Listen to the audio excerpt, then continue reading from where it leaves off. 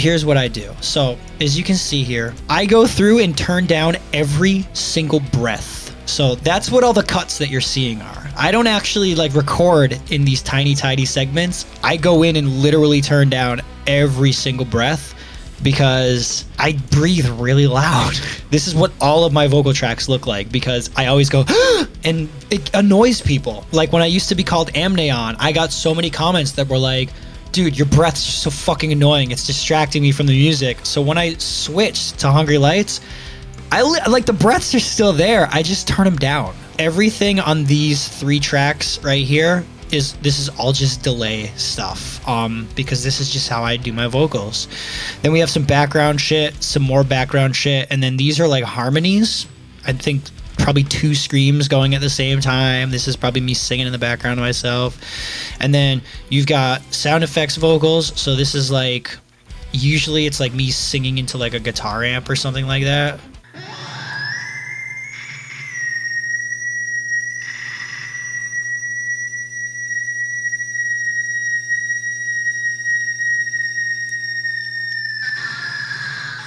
So that's a really long whistle scream that's just layered in the background of this. But like other than that kind of stuff, I really don't do layers. So I use this program called Pod Farm right here. So all I would do is I would add a preamp and I would probably add lo-fi and I would put it in this chain. And then it makes my voice sound like this. And then you put the reverb on and it sounds like this. And you go... And it just sounds really cool. By itself, it just sounds like... And I just think it sounds cooler with that. I'm just singing into a guitar amp. It's a amp simulator. It's not an actual one. The one in the Jared Dines video, that one was a little bit different. I sang it, and then what I did was, in post, I went like over here and basically went like this, and then hit distortion, amp simulator, and it's pretty much the same thing. So that's the scream that you hear. It's just one gigantic scream. Then you put the amp simulator on. So it's the same exact thing. It's just in the Jared Dines contest, I couldn't like do the entire take with a guitar amp on my voice. It would have sounded stupid. So I sang it clean and then I went in post and added the amp effect on that specific part to make it sound like cooler. Now let's look at what I do for effects. First, let's turn all these effects off. This part's great. Let's work with this. So what you're hearing here, now I know it doesn't sound amazing, but we're gonna try to make this work. This is the raw vocal sounds.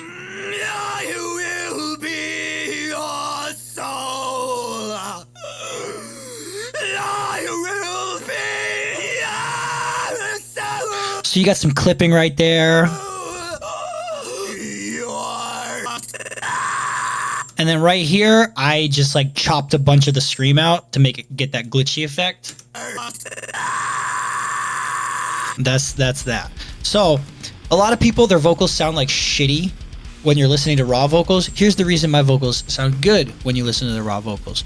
First off, this mic is the mic I use to record those specific vocals. It's an MXL 9000. I don't think they make it anymore, but you could buy a used one. And then I have that running into a Behringer Ultra Gain preamp. The preamp kind of boosts the signal before it gets into the interface. Instead of working with like a dead signal, I'm working with like a really, really nice, clean signal. Other producers and engineers aren't going to do this, but I produce my own shit other than Tala. So it's like I want my signal to be as clean as possible. So I boost the signal with my preamp first, then it goes into the line 6, and then it goes into Pod Farm like we were talking about earlier.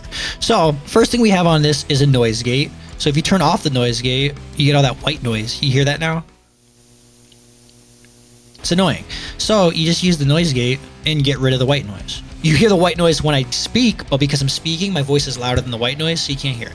I turn the gain up as loud as the gain will go before I start clipping. Where the in is, I'm almost clipping. So if I were to scream and go, yeah, you can see how it clipped.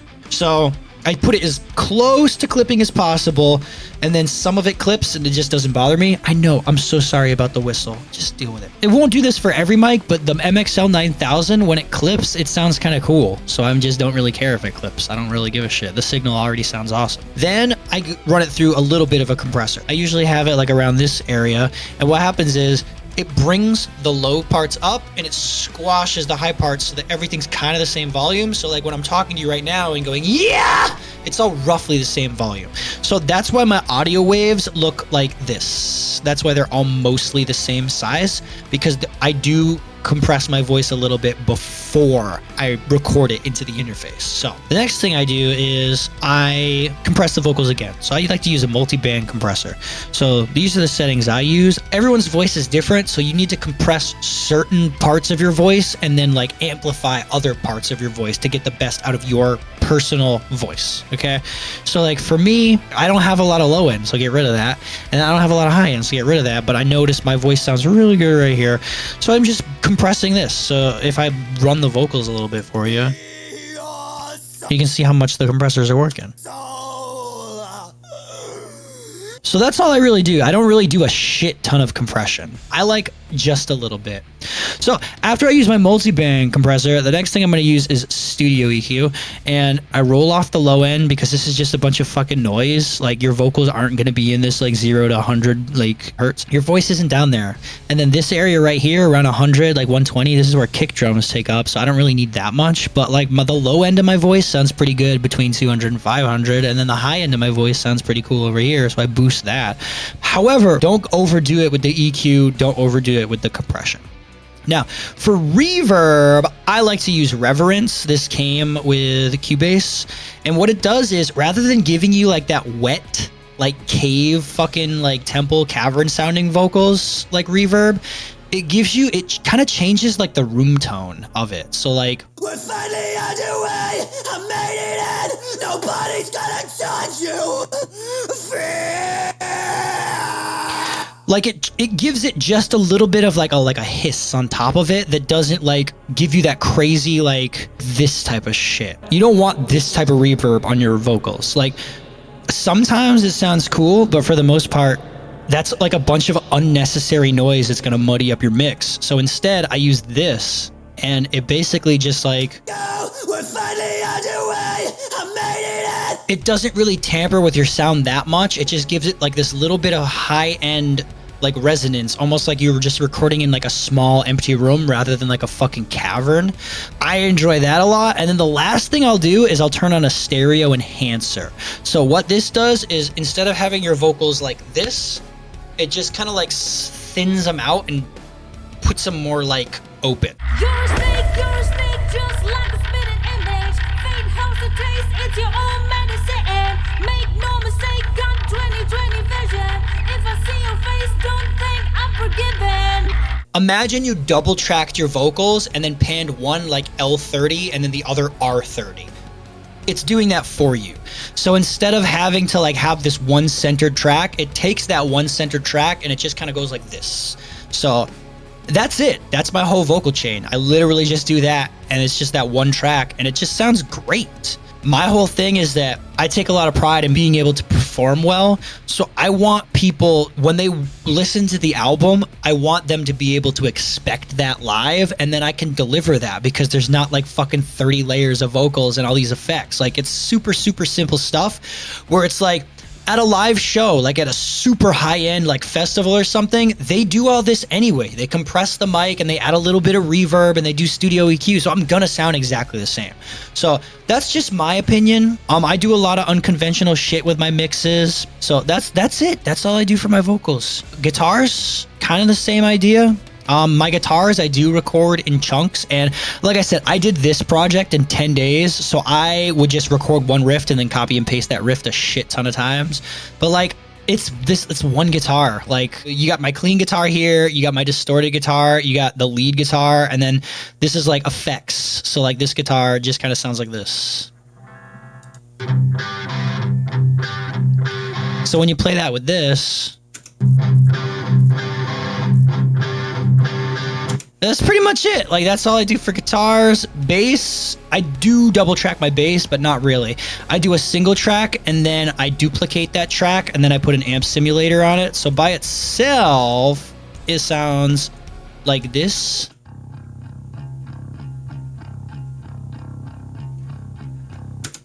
Doesn't really sound that great. Once I put the EQ on, sounds way better. I go insane with my bass EQ. My bass is like fucking 18? Bass is like fucking 22 years old or some shit. My bass is older than some of the people in this chat. So I crank the low end up all the way, but I also like that springy bass, so I crank the high end up all the way as well, and it gives it this tone. But that wasn't springy enough, so I have a second bass where I just duplicated the track. I run it through an amp simulator, and then I also more EQ. So this track by itself, super distorted. It has no low end whatsoever. But when you play them both together, you get a kick-ass fucking bass tone. So the bass tone is what allows me to get away with not having a shit ton, because you're supposed to like quad track your guitars. I just don't give a shit. So I do like one rhythm guitar, one lead guitar, and sometimes I'll have this like effects kind of guitar. But when you play them both, you can kind of hear it. Sounds pretty shitty by itself. And then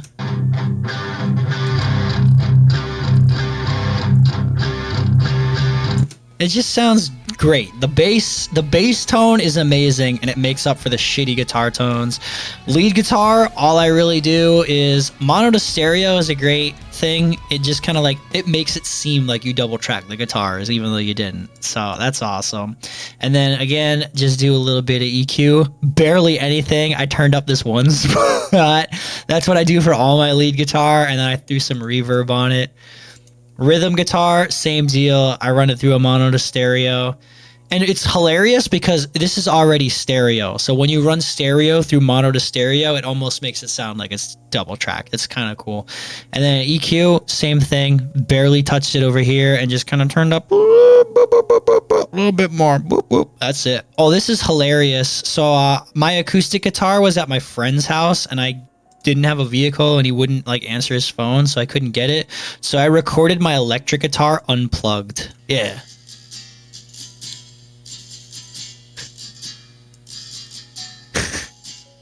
So the acoustic guitar that you hear on Give Me a Day is not actually acoustic guitar. It's an unplugged electric guitar. And then I just put a shit ton of effects on it to like make it sound sort of like an acoustic guitar. Last thing to go over is drums, I guess. So here's how I do my drums.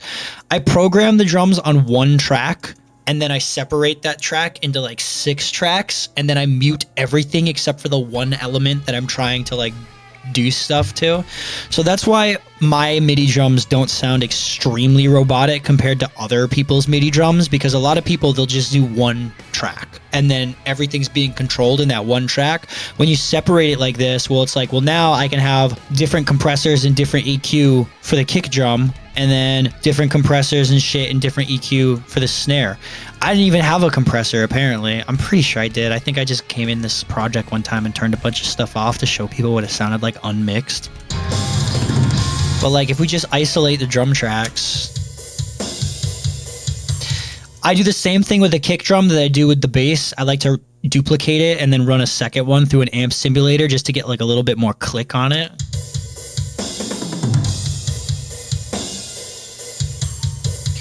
But like, I can't even tell you what drum program I'm using. Like, I'm using Easy Drummer, but I like to mix and match kits. So like, I'll have like one thing from the Metalheads kit, and then another thing from a prog kit, and then another thing from like a Latin kit, and then another thing from a pop punk kit.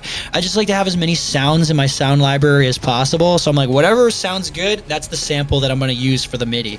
And then that's what I do. I just rotate like through several different kits to make my own kit, so it doesn't sound like every fucking person programming drums. Like, I want it to sound almost like it's actual drums. So that's it. You just throw everything on like on its own tracks. But yeah, like, that's it. That's my mixing process. I don't master either. Like, I mix it the way I want it to sound.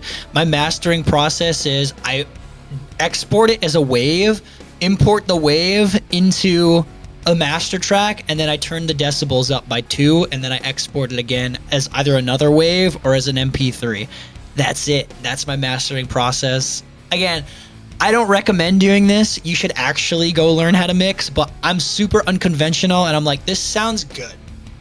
It's not amazing. If you listen to my shit and then listen to like Matrifagy's mix, that runs circles around my mix because Josh is a fucking wizard. But for me, I'm like, I don't need thousands of dollars worth of gear, and I don't need to sound like I just went to a $10,000 fucking studio. I have a little bit of gear and it gets the job done, and I figured out how to make it sound okay and people like it. So I'm like, all right, we're good. If I ever want to take it to the next level, I can get like a Kemper or like a fucking one of those Elixir things or an Axe Effects and get like real guitar tones. I can get like an actual compressor instead of using like this digital one that I'm using. There's a bunch of stuff I could do. I just don't really care. It sounds fine. Like, it sounds good. People like it, so that's that. Anyway, don't save.